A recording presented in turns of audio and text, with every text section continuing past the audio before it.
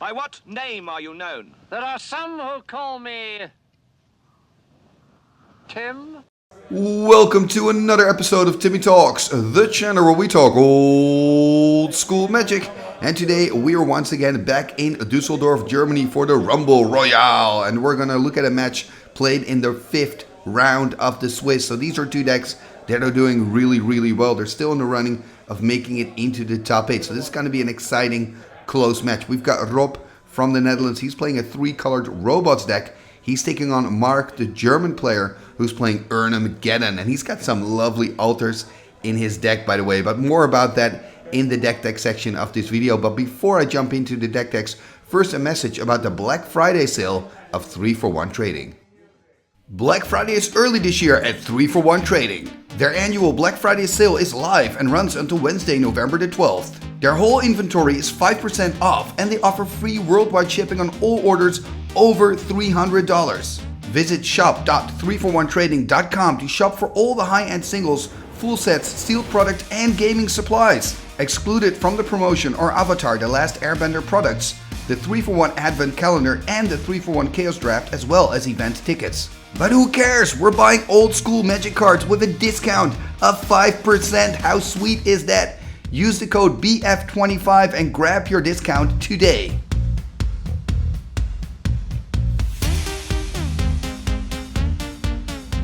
And we are back and ready to dive into the deck techs. And I'm going to start with the player on the left. That is Rob. Let's take a look at his robots deck. And here we see the robots deck of Rob. So let's have a look here. And I mean, one of the things that I noticed straight away about this version of robots is that I'm seeing 4 ivory towers. Do you see that too there in that second bottom row? Ivory tower, a card from Antiquities for 1 that's going to give you a life during your upkeep for each card you have in hand above 4. So if you've got 7 cards in hand, you gain 3 life. It's basically the opposite of the Black Vice. And I think when you're playing with 4 ivory towers, it says a lot about your strategy. I mean, Rob really is here for a more control strategy. You also have robots decks that go more on the card advantage route with, for example, Sage of Latinum. You also have decks that just want to go out of the gates very quickly, start copying their robots and just be very aggressive. Those decks usually also play ATOX in them, but this deck is more of a controlling version of robots. Robots, of course, is such a known archetype by now. I even have a whole playlist dedicated to robot decks that, we just have multiple versions of the same deck, which is in a way interesting. It's kind of like you're like, oh, again a robots deck. But then for me, what makes it interesting is looking at the differences. Oh, he's playing robots this way. Oh, he's doing that. Oh, he's doing that, And in this case, Rob is playing the more controlling route. I mean, check it out. 3 mazes of If as well, besides the 4 ivory towers. What does a maze of If do? It stalls the game, right? So you're stalling the game, meaning you've got more turns where basically nothing is happening, but there is something happening probably because you've got your tower out, so you're just going to gain tons of life.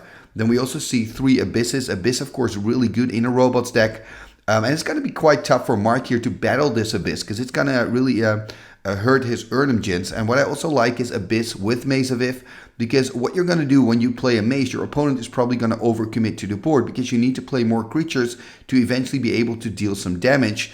And then your Abyss, of course, becomes better because there are more targets on the board for your Abyss. So that's quite good. In general, you could say this is really a blue-black robot deck, right? We only see 1 red card here. That's the Fireball. Fireball, of course, a great finisher, but it's mainly blue and black. And I think, the reason that blue, of course, is almost a given when you see a robots deck is not just because of the power, but because of the Copy Artifact. Copy Artifact is such a good card in the robots deck. It's a nice demonstration of how you can abuse this card. I mean, Copy Artifact, an enchantment for 1 blue and 1, that when you play it allows you to copy any artifact in play, right? So it's really good. If you can just get like a Triskelion out early, you can start copying it like crazy. And remember, Triskelion is a 4/4, but it's actually a 1/1. It's got 3 +1/+1 counters on it. And you can take it off at instant speed to deal 3 damage everywhere. So let's say there's a scenario where you've got 2 Trites on the board. You're putting them sideways. You're dealing 8 damage to your opponent. Let's say your opponent has no blockers. Then after that, after you've dealt 8 damage, you can take those counters off, deal an additional 6 damage. That's 14 damage with 1 swing. That could already be lethal in a lot of cases. Like I've noticed when you're playing against a robots deck, there are often moments where you think, okay, I'm kind of stabilizing. It's going kind of fine, but then as soon as they have an opening with those strikes, they can hit you with the strikes, and like I said, take the counters off, deal even more damage. It can be disastrous very, very quickly. So yeah, I think this is quite a good deck. Another thing I'd like to note in the robots deck that is a good weapon against certain matches, perhaps also this matchup, is when you have access to City in a Bottle, main or in the side. In this case, we see it in the sideboard. I think it's in the side. Also because Rob, of course, is playing 4 City of Brasses himself, so you could also end up hurting yourself, shooting yourself in the foot with the City in a Bottle. But against certain decks, City in a Bottle is so incredibly good, and it really works together with the Robots base, because the Robots base, of course, are Suchis and Triskelions, which are both from Antiquities and not from Arabian Nights. And many decks, especially creature-heavy decks in the format, rely on Arabian Nights creatures. Why? Because they're simply the best. You get so much bang for your buck, right? Erhnamgeddon, Surrender Befried, those cards are so good. And then, of course, you have your City in the Bottle, in this case, in the side for Rob. So I wonder if that City is going to come in after the first game. Talking about that, let's take a look at the deck of Marc. And here we see the deck of Marc. So this is an Erhnamgeddon deck, right? Another well-known archetype. And again, just like what I just said about the deck of Rob with the Robots player, is it's always interesting to see the differences that players make. And in this case, we can see that he's not playing with any Llanowar Elves or Birds of Paradise, for example. Instead, he's chosen to go for the Moxen and for the Felber Stones here for mana ramp. So you could say, when I'm just looking at this deck, the whole vibe I'm getting is it's a little bit more controlling than aggressive. You know, the core idea of Erhnamgeddon is, in my opinion, but please correct me in the comments if I'm wrong, you want to go faster than your opponent. You want to ramp up with Llanowar Elves or Birds of Paradise, and of course your Moxen and all that stuff. Then you want to play out a big creature like Serra Angel or Erhnamgeddon early, and then follow it by a quick Armageddon, clean up the board. Your opponent doesn't have any mana to answer to your creature threats, and you just keep attacking with your big creatures, win it that way. And here we see a little bit more of a mid-range view on that, right? We just don't see that quick mana ramp in the form of Llanowar Elves or Birds of Paradise. And we only see 2 Armageddons instead of 3 or 4. So he's a little bit more modest. I think he wants to use his Armageddons more mid-game, more strategical.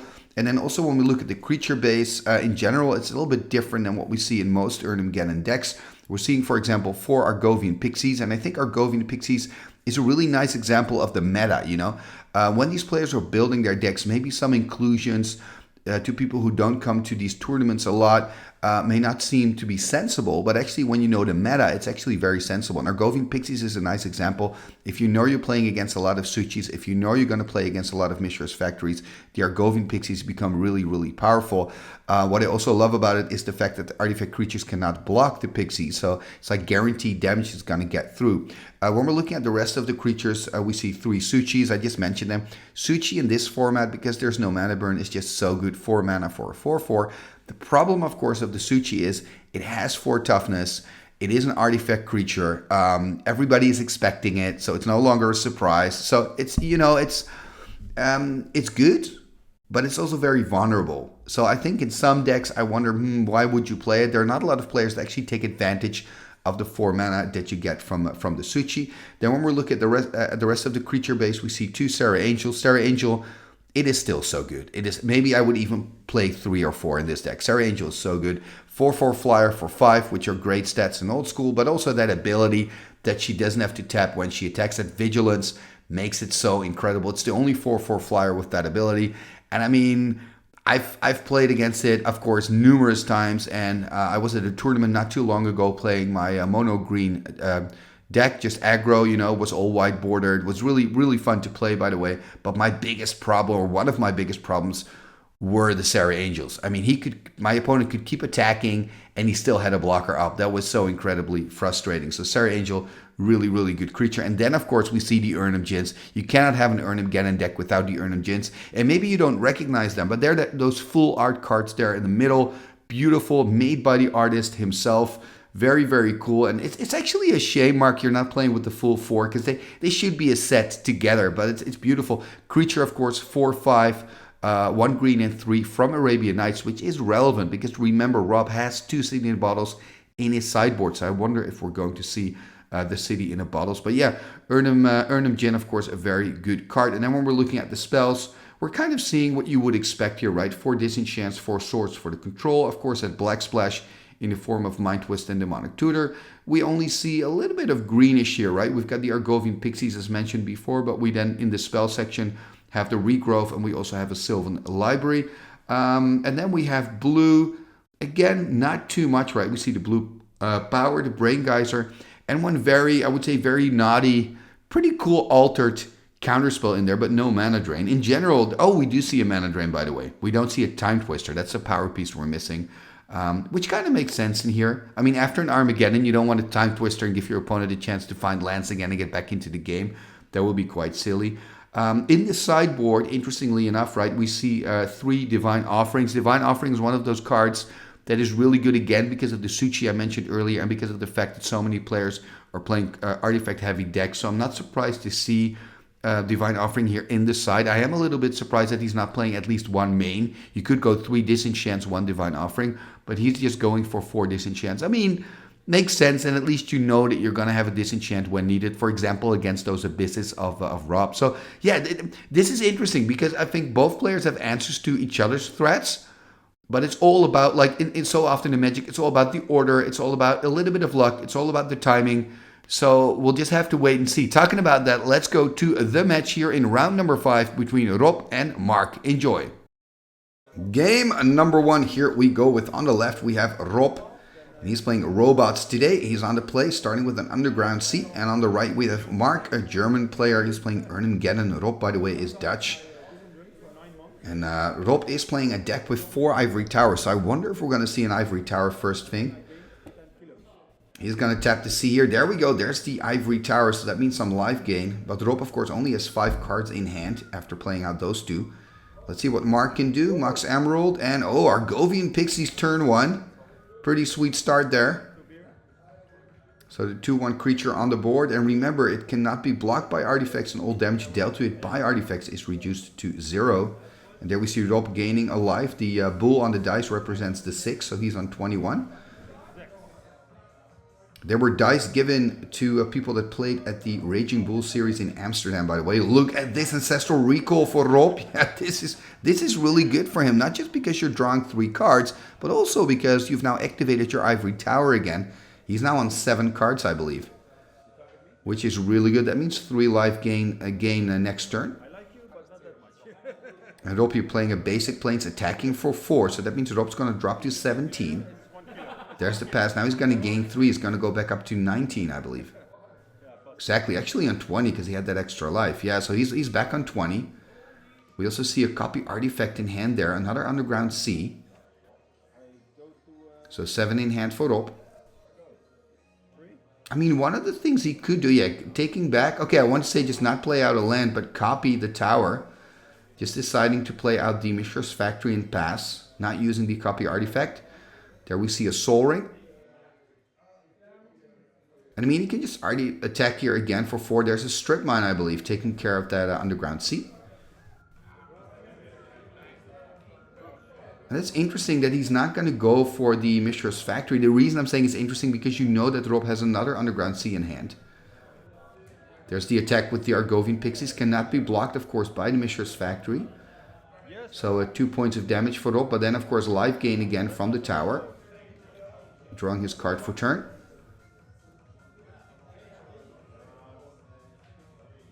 And it's going to be interesting to see what he's going to do. He's got 8 cards in hand. Now he's going to copy the tower. He's not going to drop a land. Exactly, because he wants to gain more life. Yeah, and Marc not really happy with this, of course. But all he has to do is swing in here. He can swing in for 8 points of damage. So Rob dropping to 13, but then gaining 6 again, going back up to 19, yeah. So it's tough here for the German player to really make a dent. He is playing, of course, with 4 disenchants. And Rob here dropping a land for turn. I mean, I wonder if he's going to do much else, you know. Exactly, just wants to keep 7 in hand. Then again, he's looking at more damage. Let's see what Marc can do. Okay, finding a factory, which is relevant because now he can keep attacking with his Mishra's Factory because he can pump it up to a 3/3 if Rob decides to block it. He's going to pump it, of course, anyway to deal more damage. So that's 10 for Rob. Then he's going to gain 6 again, 16. That means a drop of 3 life, which is substantial. So Rob will have to find another strategy to stay alive here. Looks like he's going to go off the Ivory train. Dropping 2 Moxen and a land. Gonna tap 4. What are we gonna see for 4? Are we gonna see a Suchi? No, we're gonna see a Greed. Okay, so this kind of Greed tower, right? It used to be a deck. I guess it still is. Some players still play it. You don't see it that often anymore. The combination between Ivory Tower and Greed. Greed, of course, an enchantment from Legends. 1 black, pay 2 life, draw a card. There's the attack. Look at this. So this is 610 damage here by Marc. Is he gonna run over, trample over Rob? I mean, this is tough for Rob now. Can he still use the Greed? He is going to use the Greed. He's going to go to 2. Oh, that's risky. Oh, that's so risky. Of course, he's going to gain the life. Is he going to gain that life back? I guess he is, yeah. So he's going to gain the life back from the towers. It's nice to see this synergy. You know, he was on 6. He's still on 6. That's pretty cool. There we see, oh, look at all the mana here. He has to start playing out stuff or else he's going to die. Okay, Strip Mine's going to help against one of the factories at least. Has another factory to block another factory, I guess, so that's something. He's going to tap 3.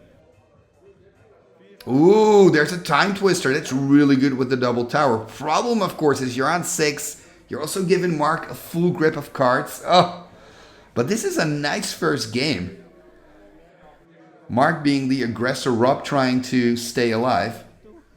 And I mean, that combination between Ivory Tower and Greed and a full grip of cards, that's very dangerous for Marc. So I think if you're Marc, you know, I have to finish it very quickly or else he's going to stabilize, gain more life, run away with the game. But it's still Rob's turn, of course. He's got a lot of mana sources still with that Black Lotus as well. And I mean, I'm expecting to see a Suchi here or something. Of course, Asuchi is a 4-4, so not a great blocker here in this situation because Erhnam is a 4-5 and Argovian Pixies cannot be blocked by artifact creatures. So it's still a little bit tough here for Rob. He's going to tap 2. Are we going to see another copy? Okay, we're going to see a Time Walk. Yeah, this is quite nice for Rob. And then he's going to pay, of course, a life to go back up to 7, so he's going to gain even more life. Yeah, this Greed Tower here is really working for Rob. He's still doing stuff, though. It looks like he wants to sack the Black Lotus. Oh, there we see an Abyss. Oh, my, this is so good. This Time Walk into Abyss, this is the game changer. Oh, man. It's looking bad for Marc all of a sudden. Again, another card drawn, of course, before the trigger of the tower. Now the tower is going to trigger. He's going to gain 6 life, back up to 8. He's going to draw for turn. Oh, man. And remember, Marc has no direct damage in his deck. Has to win it through combat damage. That Abyss is going to be such a problem. Here we see a Library of Alexandria to make matters even worse. He's going to go for Maze instead. Yeah, this is pretty disastrous. There's the pass here. Oh, yeah, he's going to lose the Argovian Pixies. He's going to keep the Erhnam. Going to keep the 2 Mistress Factories. We see, by the way, that there are some raffle tickets being sold. And I believe it was going to charity. Actually, I know it's going to charity, but I forgot what charity it is going to. I think a children's hospital somewhere in Germany, if I'm not mistaken. Here we see raffle tickets for both players. And let's see what Marc can do. Gonna tap the Soul Ring. There's a Felwer Stone. I mean, Marc's in trouble. He was winning, but now he's really, really losing. I mean, that Time Walk Abyss was the worst case scenario, I feel, for Marc, you know. Of course, a perfect hand for Rob. There's the attack for 8. I mean, you've got to do something. I mean, he's got a few options here. He's going to animate the factory. Yeah, exactly. He can strip one of the factories. Can animate. Okay, there we see Swords to Plowshares. Probably before blockers are declared. Counterspell here. On the sword, so that means that block's going to happen. Then it's probably going to be a trade because Marc can pump his factory. And he's probably going to... Exactly, he's got to tap the mana, so he's probably going to send back the Erhnam with the Maze.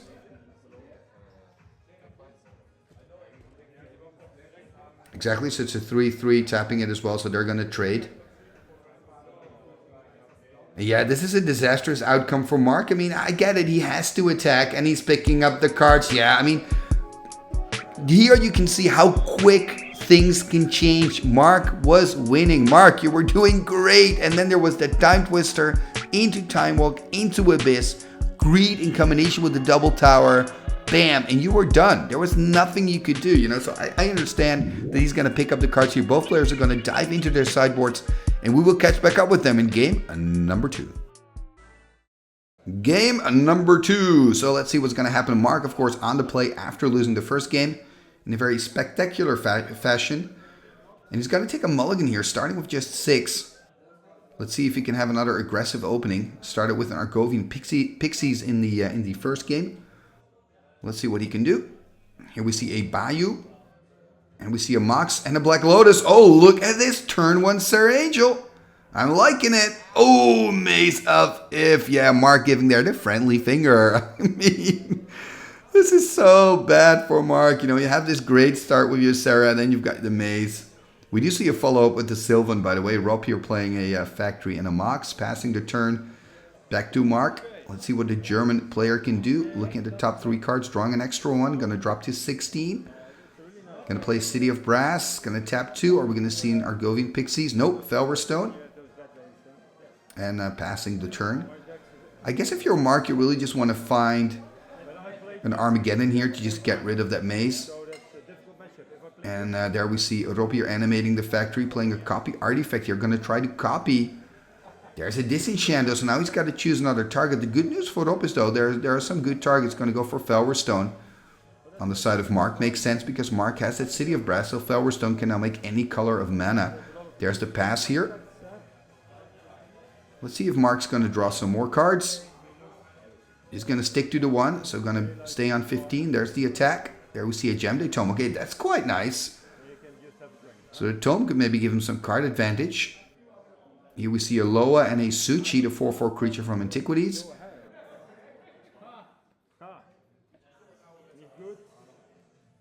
And now Marc here deciding if he wants to draw a card, what card, and if he wants to draw extra cards. Going to go for 1 extra, it seems. Going to drop to 10. Finding a Factory, passing the turn.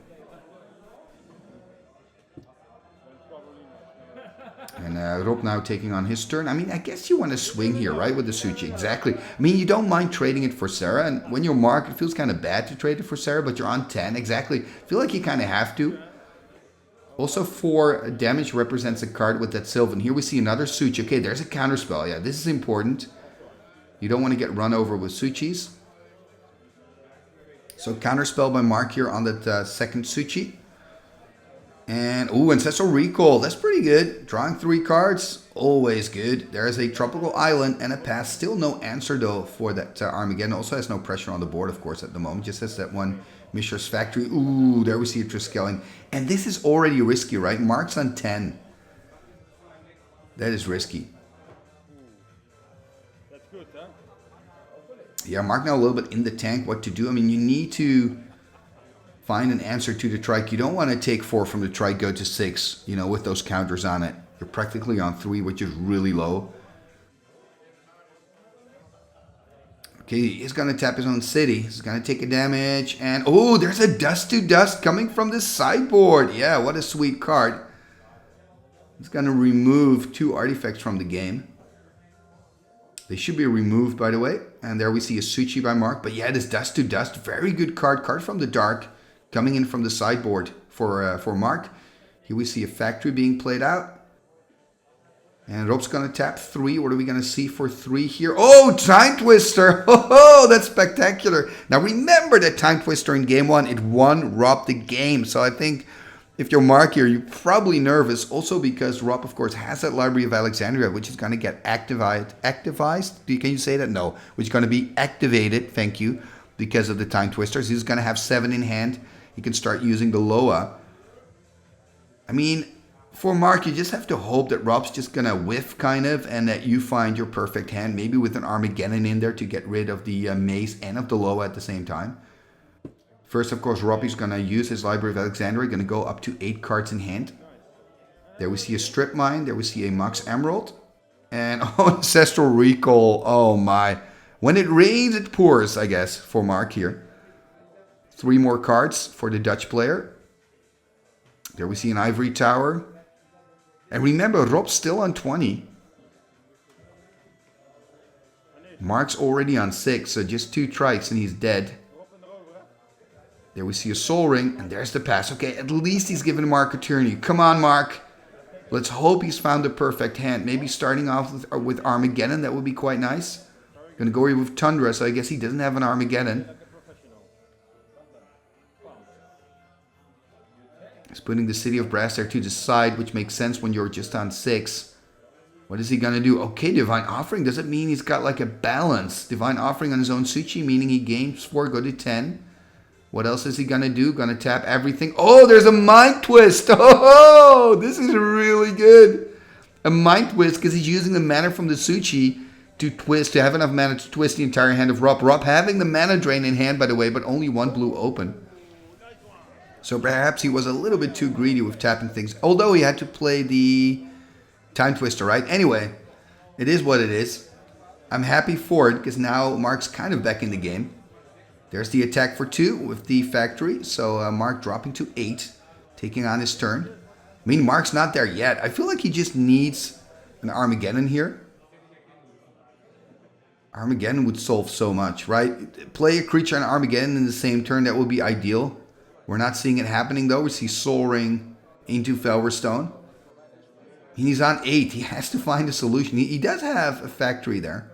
Okay, there's a Suchi. That's good. That's going to be an answer to the factory of Rob. Okay, there's a Mind Twist of Rob, but a counterspell though. Good counterspell here by the German player.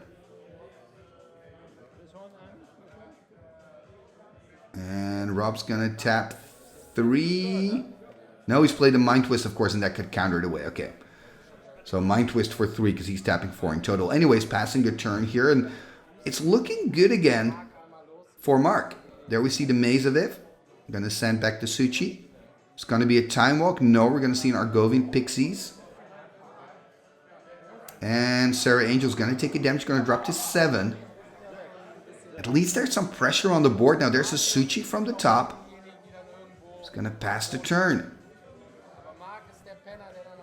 Let's see what Marc can do. It's an exciting game too. Okay, Ancestral Recall for Marc. Going to draw 3 cards. We see a factory. Look at that. He's going to attack. He's going to send back these Sarah Angels. Going to trade the Suchis. And I guess take 2 from the Argovian Pixies. And this is what I like here, by the way, the synergy between Suchi and Gem Day Tome, right? Your Suchi dies. You use the 4 mana for your Gem Day Tome to draw a card. And okay, there we see another Argovian Pixies. There's another Mishra's Factory. It's looking kind of good here for the German player. He's going to block and basically trade Suchi for his factory, right? Because he can pump his factory to a 4/4. It's going to take 2 points of damage again from the Argovian Pixies, using the Mace, of course, on the Sarah. Again, Rob finding a Suchi from the top. But now, of course, Marc is drawing extra cards. He's got enough mana to keep using that Gem Day Tome every single turn. That's going to make a difference here in this second game. Ooh, there's Chaos Orb. Yeah, you want to flip on the Mace. Exactly. Let's get some Sarah Angel damage in. Good flip. There we see a Savannah. Gonna tap the Savannah. No, gonna untap the Savannah. There's the attack for 6. No, for 8, of course. Has another Argovian Pixies. Remember, cannot block the Pixies. Gonna take a hit of 8 here. Oh, ho, ho. He's gonna drop to 8. Another Argovian Pixies. Yeah, now it's gonna go really, really quick for the Dutch player. Gonna pass the turn. I think this is the end of the road, actually, for Rob. He's on 8. He's gonna attack for 10, right? Exactly. Gonna attack for 10. Is this a win here in game number 2? For the German, yep, it's a win. So Marc winning game 2, and I'm getting excited because we've got a nice, exciting match here, a swingy match. I love game 1, I love game 2, and now we're gonna get game number 3.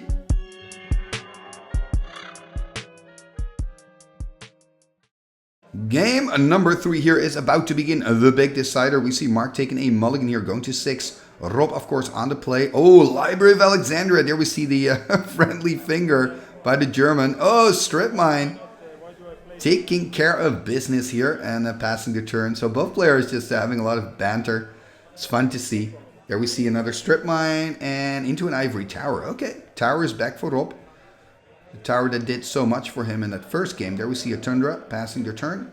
Rob gaining a life, going to go up to 21.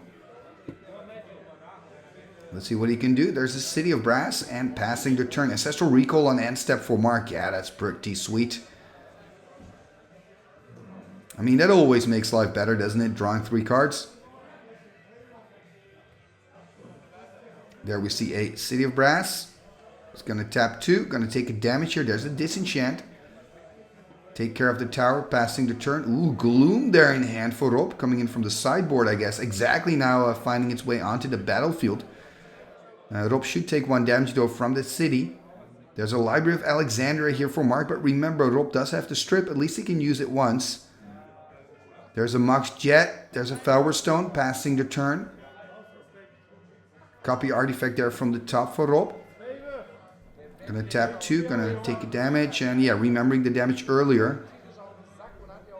Well done, Rob. So he's gonna drop to 19. And there we see a copy artifact. He's gonna copy the Flower Stone. That's some good mana fixing there. There's a strip, of course, on the Loa. I mean, you have to.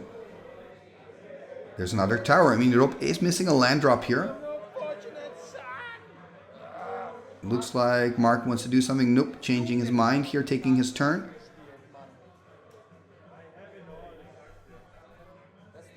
Let's see what he can do. Is that a Regrove there in hand? Not quite sure. Can tap Flower Stone, Mox Jet. Yep, it's a Regrove. So, I mean, he's got the Ancestral Recall in the yard, right? Could just get back the Recall exactly. Passing the turn here. Here we see an Underground Sea. There's a Suchi. So, 1 more damage for the Dutchman. Going to drop to 18. Then on end step, we see that Ancestral Recall by Marc. I believe there's a Disenchant in hand. Needs 1 more land though to be able to play it out. Remember the Glooms on the battlefield. Making it harder for Marc here to play out the white spells. Going to tap 4. Going to take a damage. Drop to 18. What is he going to do for 18? Perhaps a Suchi of his own. Then we can get a Suchi-Suchi trade situation going. Exactly Suchi on the board. Looks like he has to discard. He's going to discard his Serra Angel. It's an interesting altar. I'm not quite sure what I'm looking at, but whatever. It's now in the graveyard at least. Ooh, he's got to discard another card. Okay, gonna go for Swords to Plowshares. That kind of surprises me. I mean, he can play it out next turn, and Swords would be quite good against that Suchi there. There's a copy on the other Suchi. There's the attack. Marc taking the damage, dropping to 14. Let's see what he's planning to do here. There's a Savannah in hand, going to play out the Savannah. So 5 mana, so now has enough to, for example, fire off a Disenchant on one of the Suchis. Could, of course, also disenchant the Gloom. Gonna tap 5, take a damage. Oh, there's a Divine Offering, of course. They came in from the side after the first game. They've been quite good for Marc, so Marc gaining 4 life because of that. He's now up to 17. There's a tap for 3. What are we going to see for 3? Oh, again a Time Twister. Oh, this is so spectacular. I mean, Rob has now played a Time Twister in Game 1, Game 2, and Game 3. Rob, I love it, man. I love these, you know, these spectacular games, I guess, these up and down games. There's so much happening here between these two players. It's a lot of fun to watch. And now they're both going to draw 7 cards. Of course, the 7 cards is nice photo because of the tower. But there's always this danger factor because you're giving your opponent 7 cards as well. And before a commander grew so popular in the Magic scene, the Time Twister actually was the cheapest piece of power because of that. Because people said, okay, it's very good, yes, but you're also giving your opponent 7 cards. It's very risky. Anyway, let's see what Marc can do here. There was that copy artifact on the Suchi again. And the attack by Rob. And Marc's now on 13. There's a Bayou. It's going to tap 5. Going to take a damage, drop to 12. Okay, there we see a disenchant on the Gloom. So no disenchant on the Suchi. Going to go for Gloom instead. And I hope for Marc that he's got at least a Swords to Plowshares there in hand. Let's see what Rob can do. He's on 19. Going to find another factory.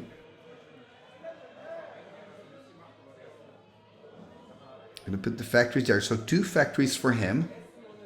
And a Flower Stone and a Mox Pearl. Okay, he's going to... Oh, look at this Chaos Orb. Oh, this is... Oh, this could be disastrous for Marc. He's going to flip. It's a hit. Good flip. Suchi gone. Yeah, now he can animate. Can swing in. Okay, there we do see the 1 Swords. That's something. But he's still going to take 7 points of damage. Going to drop to 5 here. Yeah, this is a problem. Marc has to get rid of at least that Suchi. Divine Offering would be great here. That means 4 life gain. Yep, there's the Divine Offering. That is really good here for Marc. It's going to go up to 9. And he's still in a bit of a pickle, but it's better than nothing. Okay, there's the Time Walk. Playing out the Time Walk, taking the extra turn. That's great. Finding a Strip Mine. So he's really kind of controlling again the board. Getting back into business. Has, of course, that factory to block the factory of Rob. So I guess Rob is not going to attack here unless he's got an answer to that factory. But yeah, what an exciting match between these 2 players. Ooh, Demonic Tutor. Ooh, yeah. What is he going to look for with the Demonic? Could it just be Ancestral Recall? You know, just draw 3 extra cards, hoping to find the good stuff. Brain Geyser is an option. Looks like he's going to go for Brain Geyser. Does mean he's probably going to pass turn, try to cast that next turn. Could Brain Geyser for 4, exactly passing the turn. Let's see what Marc can do. I mean, if Marc is Counter Magic in hand, he's just going to keep Counter Magic up, right? Because then you know your opponent just looked up a good card. Okay, he's going to go for Dust to Dust. Yeah, Dust to Dust very good in this matchup. Also nice that he's now taken away a mana source, meaning that Rob can now draw 1 less card. Okay, there's already the counter spell. Yeah, exactly. Rob's like, oh, I know that you're already countering. I'm going to pick something else. But no, probably said verbally that he's going to go for Brain Geyser. But this is great for Marc here. That counter spell is vital for him. And now Rob's in trouble, actually. There's the Suchi. So regrowth on Suchi. Animate, attack for 2. Yeah, this is a problem now for Rob. The tables have been turned, it seems. The only good news for Rob is that Marc's already on 8. He's still on 20. Okay, there we see the Abyss. Not going to do much, of course, on against the creatures here of Marc, because they're all artifacts. There's the pass. He's going to tap 2, it seems. There's a Demonic. Oh, yeah. You can see it up. Oh, man. Are you kidding me? I wonder what he's going to go for. Also has, of course, Brain Geyser in his deck. Could go for Brain Geyser. Could go for Mind Twist. There are just some options here. Let's see what he's going to go for. There's the attack first. There's a strip. Oh, he's going to go for Gem Day Tomes. He's going to go for long-term card draw. There's a Mace. I mean, he could have gone for an Armageddon as well, by the way. I wonder if the Armageddons are still in the deck. Because we haven't seen a single Armageddon in this match. And Marc not drawing extra cards. The problem, though, is that Rob has found that Mace. Okay, he's taking the damage here. That's interesting. Maybe he's forgetting that he's got the... There's a disenchant. Okay, oh, he wanted to attack with the factory. That was the idea here. There's a Mace. Yeah, at a certain point, the game's going quite fast. Tapping 6. Okay, there's a Triskelion. Yeah, this is risky. Risky for Marc. You're on 6. Another Trike will do it. And there's a Sylvan. So I think that Rob's now again on the winning hand. There's another Suchi. It's going to draw another card in response. No counter magic. There's the attack. There's a disenchant on the Suchi. That means 3 damage here. Exactly. Marc dropping to 3. This is so risky. If Rob can find 1 Triskelion, he's actually winning this game. Remember, game number 3 is going to win the match as well. Just 1 trike away from victory. It's another city passing the turn. Oh, this is tough. Can Rob find a trike? Okay, this helps. Agreed. I mean, he's still on 12. He could use agreed a couple of times, right? Yeah, it's going to use it twice. Going to drop to 8. Draw 2 extra cards because of the greed. Copy artifact is one of them, it seems. Gonna pass the turn here back to Marc. I mean, he knows that Marc is drawing twice as many cards. It's also important for Rob to keep, you know, being aggressive and trying to dig for that trike. But he's now on 8, of course. You don't want to go too low. There's a Suchi. It looks like Marc's picking up the Suchi there from the top of the deck. Yeah, what a thriller of a game 3 here between these two players. Rob on 13, Marc on 3. There's another Suchi. Yeah, so Suchi picked up there from the top. I mean, it's a good card, but it's not going to do much. There's a disenchant on the greed, which makes absolute sense. Ooh, he's going to use it 1 more time. That means he's going to take 3 damage because he's using a city to do it. He's on 5 now. If Marc can find an answer to the Suchis, sorry, to the mazes, he can win it. Oh, only a few more turns. Are we going to have another draw? That would be insane. Okay, there's a mind twist. Because I think that dice there represents... Oh, there's a fireball. Okay, you can draw a card. Can he find a counterspell? No, so this fireball wins it. For a moment there, I thought, oh, are we going to have another draw? Are you kidding me? But no. And I think this game deserved a winner. You know, this was so spectacular. A big thank you here to Rob and Marc. This is why I love old school Magic. This game shows why I love old school Magic. It is so swingy. One moment you're ahead, then you're behind, then you're ahead again. There's so many cards like Time Twister that can like mess up the entire game. I absolutely love it. This was such a swingy, beautiful match. I thought it was great. If you also think it was great, please take a moment to like, comment, and share. Let me know what your opinion is about this match. Are you as excited as I am, or am I just, you know, exaggerating? I do that sometimes, but in all honesty, this was a great match. Join me again next time, because then we're going to dive into the quarterfinals of this tournament. We're going to look at this match here, so that's promising to be quite an exciting duel. So please join me for that match as well. And before you go, please take a moment to have a look at my Patreon page, which is patreon.com/TimmyTalks. And there you can find out how you can support the show. So if you enjoy the content that I make, please consider becoming a patron, because without the patrons, this channel actually wouldn't be here. So thank you, patrons. For now, have a great day and see you next time.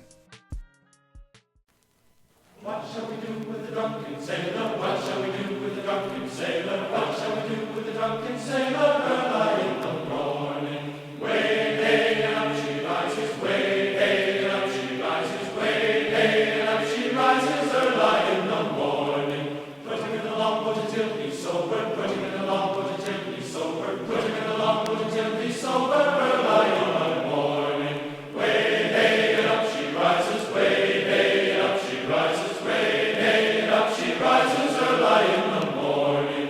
Pull out the plug and wet him all over. Pull out the plug and wet him all over. Pull out the plug and wet him all over. Early in the morning. Way hey up she rises. Way hey up she rises. Way hey up she rises early in the morning.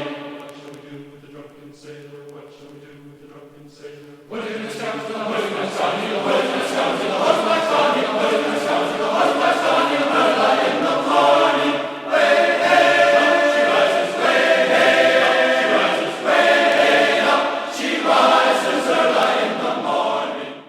Igitus, figitus, sumba, kazee.